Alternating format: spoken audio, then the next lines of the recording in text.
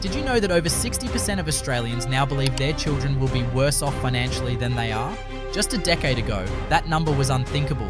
The so-called lucky country is starting to feel not so lucky, especially for the middle class. Once seen as the engine of Australia's prosperity, the middle class is being squeezed from all sides. Wages are flat, prices are soaring. Owning a home, it's becoming a fantasy. And what's even scarier, most people don't even realise how fast it's all happening. So what's really going on? Is it just inflation, bad luck, or is there something much bigger happening beneath the surface? In this video, we'll uncover 10 surprising and often ignored reasons why the Australian middle class is shrinking fast and how it could affect your future more than you think. Trust us, you'll want to stick around for reason number 1. Number 10, intergenerational wealth divide. Here's a hard truth. If you're under 40 in Australia, odds are you're falling behind. Not because you're lazy or unmotivated, but because you were born too late. That's the power of the intergenerational wealth divide, one of the most under-discussed but devastating reasons the middle class is shrinking. In the past, you could work hard, buy a home, raise a family, and retire comfortably, all on a modest salary. But today, the average young Australian is locked out of the property market, burdened with student debt, and watching rents skyrocket year after year. Meanwhile, older generations, particularly baby boomers, hold the majority of the nation's wealth, much of it tied up in real estate. And thanks to generous tax breaks like negative gearing and capital gains discounts, that wealth keeps growing, while the middle class keeps shrinking. This isn't just about money, it's about fairness. It's about the fact that your postcode can now predict your financial future. Many young Aussies are relying on the so-called bank of mum and dad just to get into the housing market. If you don't have that support, you're likely stuck renting indefinitely with little chance of building wealth. The divide is no longer just between rich and poor, it's between generations. And if we don't start talking about it, it's only going to get worse. So, how does this affect you? Are you climbing the ladder or watching it disappear in front of you? Let us know in the comments. And if this point hit a little too close to home, make sure you like this video, subscribe, and stick around. We've got more content coming that dives deep into what's really happening in Australia's economy and what you can do about it. Number 9, tax policy and wealth loopholes. Let's talk about something that sounds boring, but is quietly shaping who gets ahead in Australia and who gets left behind: the tax system. On paper, Australia has a progressive tax system where higher earners pay more, but in practice, it's a very different story, one that benefits the wealthy and penalises the middle class. Here's how it works. While average workers pay tax directly from their wages, the wealthy have access to an arsenal of legal loopholes, from negative gearing to family trusts, capital gains tax discounts, and franking credits. These mechanisms allow the rich to pay significantly less tax on their investments. In some cases, wealthy individuals pay a lower effective tax rate than middle-income earners. Take negative gearing, for example. It allows investors to deduct losses on rental properties from their taxable income. Who benefits most? People who already own multiple properties. Meanwhile, renters, often younger, middle-class Australians, face rising costs with no way to catch up. This creates a system where working hard is taxed, but wealth is rewarded. And over time, the gap grows wider. While high-income earners accumulate assets and avoid taxes through clever structuring, everyday Australians are stuck paying the full rate on their wages, with little left to save or invest. And here's the kicker: many of these tax breaks were introduced decades ago, when housing was affordable and wealth inequality was far lower. But instead of updating the system, policymakers have left it in place, locking in advantages for the old and wealthy, while the middle class quietly carries the burden. This isn't just an economic issue, it's a structural one, and it's one of the biggest reasons why upward mobility in Australia is slowing down, even for those doing everything right. Number 8, automation and AI displacement. Not long ago, the fear of losing jobs to machines was mostly something factory workers worried about. But today, automation and artificial intelligence, AI, are coming for white-collar jobs too, and the middle class is right in the crosshairs. From customer service and accounting to marketing, logistics, and even legal research, AI is already replacing tasks once thought to be safe behind a desk. And it's not just a future threat, it's happening now. Banks are automating loan approvals, supermarkets are replacing cashiers with self-service checkouts. AI tools are handling customer inquiries that used to require human staff. Millions of jobs are at risk of being reduced, reshaped, or wiped out entirely. What makes this shift so dangerous for the middle class is that it's quiet and invisible. People aren't getting laid off all at once. Instead, hours are slowly cut, promotions disappear, and job descriptions change until workers find themselves replaced or redundant. Meanwhile, those with highly technical skills, like AI developers or data scientists, move further ahead, creating an even larger divide between the knowledge elite and the average worker. Studies predict that up to 30% of Australian jobs could be automated by 2030. That's 1 in 3 roles. But while automation boosts productivity and profits for companies, the benefits rarely trickle down to workers. Instead, middle-income jobs are being hollowed out, leaving a polarized workforce made up of low-paid service jobs and high-paid tech roles, with fewer opportunities in the middle. And while retraining sounds like a solution, it's not that simple. Learning new skills takes time, money, and support, resources that many middle-class Australians simply don't have. As technology keeps advancing, the pace of change is outstripping the system's ability to adapt, leaving many workers stuck in limbo, too skilled for low-end jobs, but not skilled enough for high-tech ones. Number 7. Globalization and outsourcing. For decades, globalization was sold as a win-win. Cheaper products, open markets, and more opportunities for international trade. But while big businesses have certainly profited, Australia's middle class has quietly paid the price, especially in the form of outsourcing and job displacement. Manufacturing is the clearest example. Once a solid source of well-paying, stable jobs for middle-income Australians, it has been steadily declining. Factories have either shut down completely or moved operations offshore to countries where wages are far lower. According to the Australian Bureau of Statistics, manufacturing employment has dropped by over 100,000 jobs since the early 2000s. These were roles that didn't require a university degree but still provided financial security, home ownership, and a decent quality of life. But it's not just factories. Thanks to digital technology and fast internet, even white-collar jobs like IT support, customer service, data entry, and design are being outsourced to cheaper labour markets across Asia and Eastern Europe. Businesses reduce costs, shareholders get happier, but local workers are left with fewer job options and more competition for what's left. This shift hits the middle class the hardest. High-income earners usually benefit from globalization through investments and business expansion. Low-income earners are already struggling. But the middle class, they're stuck in the middle, losing jobs, bargaining power, and income security. What's more, outsourced jobs don't just vanish. They take with them the potential for career growth. Entry-level roles that once acted as stepping stones into higher positions are now gone.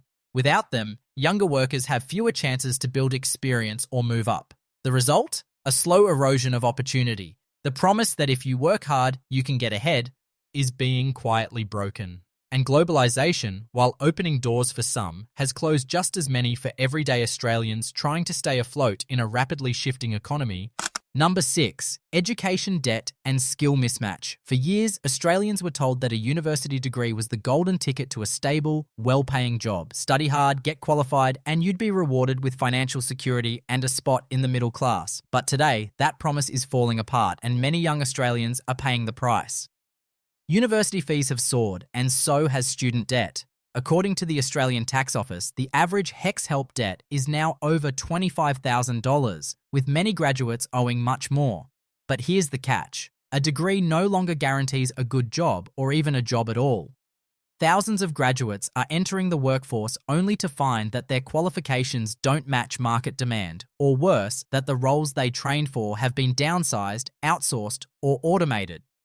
This is what experts call a skills mismatch, where the education system is producing graduates in fields that have limited job openings, while critical industries like aged care, trades, and IT struggle to find qualified workers. The result? Overqualified young Australians working in underpaid, low-skilled jobs just to make ends meet. And let's not forget the time cost. Many people spend 3 to 5 years earning their degree, only to spend another few years trying to pivot into a field with better prospects. That's nearly a decade of life and debt with very little financial return. The real tragedy here is that education, once seen as the great equalizer, is now deepening inequality. Wealthier students can afford to pursue internships, unpaid opportunities, or further study. Meanwhile, those from middle and lower income families often have to jump straight into any job they can find, regardless of relevance or pay, just to keep up with loan repayments and living expenses. In a country where education is meant to open doors, more and more are finding those doors locked or leading nowhere at all. Number 5. Growing wealth inequality. Australia likes to think of itself as a fair and egalitarian country, where everyone gets a fair go. But beneath that national ideal, a much starker reality is unfolding. Wealth inequality is growing at one of the fastest rates in the developed world, and it's hitting the middle class the hardest. While the top 10% of Australians now own nearly half of the nation's wealth, the bottom 60% are fighting over just 16% of it. And the gap isn't closing, it's widening. This isn't just about billionaires and yachts, it's about how average families are slowly losing their grip on financial stability, while the rich accumulate more assets, property, and passive income with each passing year. One key driver is the unbalanced growth in asset values, especially property and shares. Those who already own homes or investments are seeing their wealth skyrocket, often without lifting a finger. Meanwhile, those who don't, particularly renters and first-time buyers, are being priced out and left behind. This creates a vicious cycle. The wealthy grow richer through rising asset values and generous tax concessions. They pass that wealth down to their children, who start life with a head start, access to better schools, safer suburbs, and more opportunities. Meanwhile, middle-class Australians are working harder than ever just to maintain the same standard of living their parents had decades ago. What's especially alarming is that income alone isn't enough to bridge the gap anymore. Even professionals with decent salaries are struggling to build wealth if they don't already have assets or family support. It's no longer just about how much you earn, it's about what you already own. The result is a slow but steady erosion of the middle class. And unless something changes, the dream of upward mobility in Australia could become just that, a dream. Number 4. Decline of secure full-time work. There was a time when landing a full-time job in Australia meant stability. You could count on a regular paycheck, sick leave, superannuation, and maybe even a paid holiday. For many in the middle class, that job was the foundation of a secure, predictable life. But fast forward to today, and that foundation is crumbling fast. Across industries, secure full-time roles are being replaced by casual, part-time, contract, and gig work. Employers now favour flexibility for themselves, not their workers. That means no guaranteed hours, no benefits, and no long-term stability. For workers, it's like trying to build a life on quicksand. One week you're working full-time hours, the next you're scrambling to pick up shifts just to pay the rent. This shift is especially visible in industries like retail, hospitality, education, healthcare, and even professional services.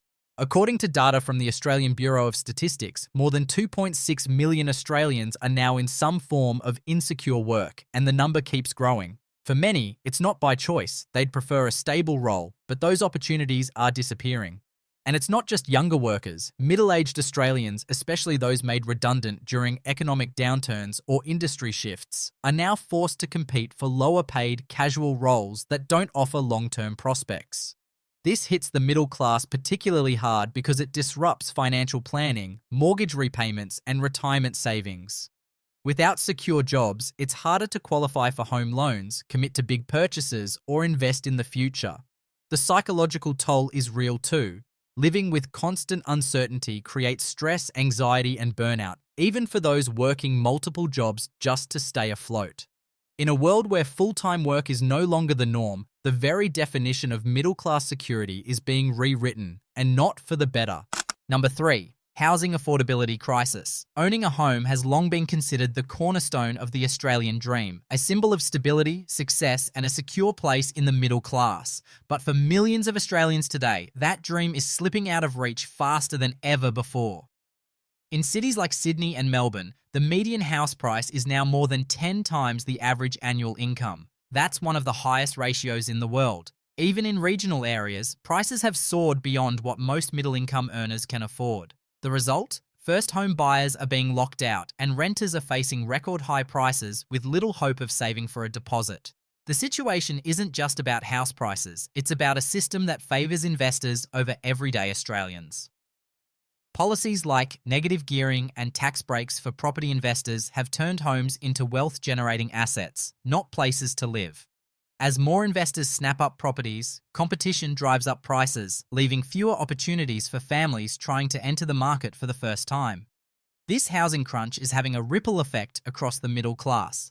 Young professionals are delaying major life milestones, like starting a family or getting married, because they can't afford stable housing. Others are forced to move further away from city centres, spending hours each day commuting just to keep costs manageable. Even those who do manage to buy are often stretching themselves financially, taking on massive mortgages and exposing themselves to the risks of rising interest rates. The line between homeowner and house poor has never been thinner.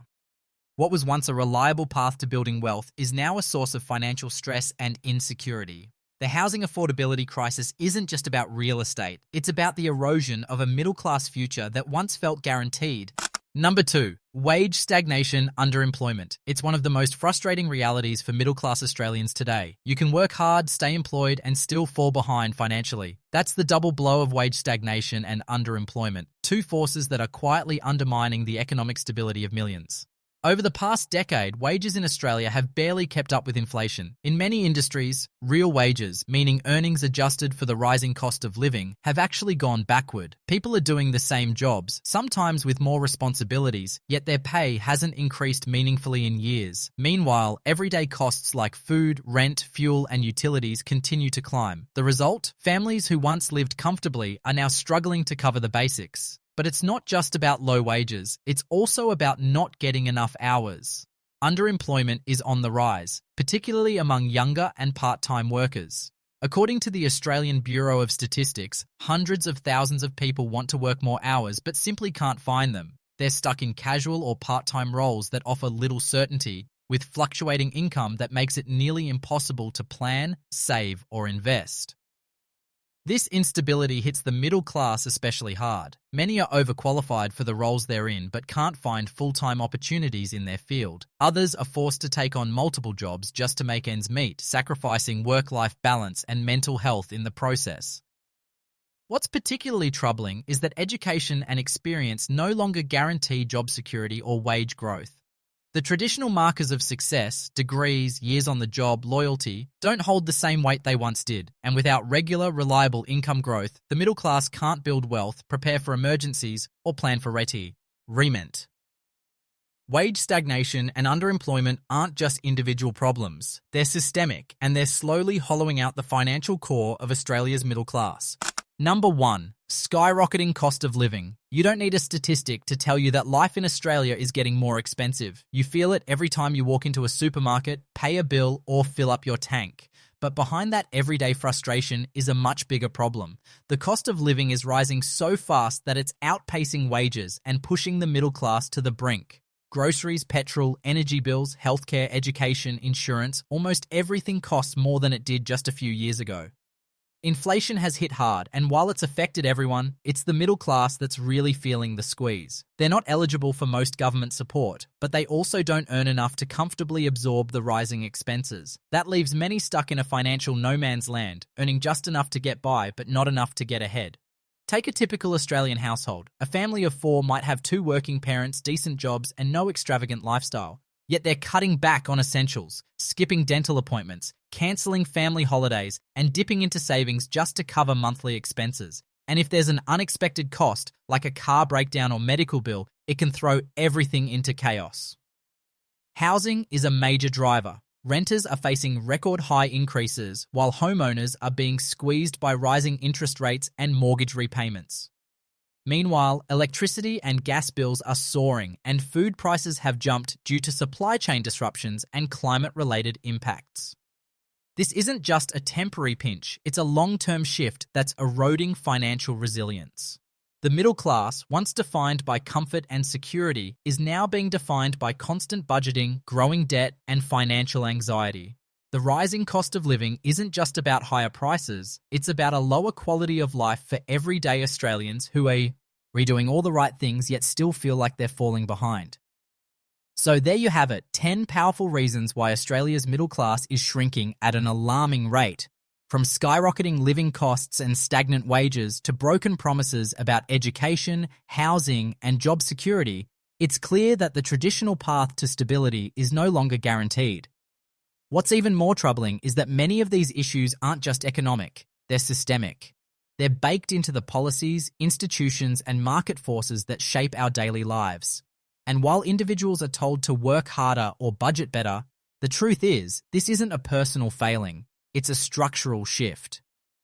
The middle class used to represent the backbone of Australian society, people who could own a home, raise a family, take a holiday once a year, and retire with dignity. Now, more and more Australians are feeling like that version of life is out of reach, no matter how hard they try. But awareness is the first step. The more we understand what's happening beneath the surface, the better equipped we are to demand change, whether that's through smarter financial choices, community support, or holding leaders accountable for the policies that shape our futures. If this video helped you see things more clearly, make sure to give it a thumbs up and subscribe to the channel for more deep dives like this one. We'd love to hear your thoughts. Which of these 10 reasons hit home the hardest for you? Drop a comment below and join the conversation. And don't forget to turn on notifications so you never miss an upload. This isn't just a story about the middle class, it's a story about your future. And it's one we need to keep telling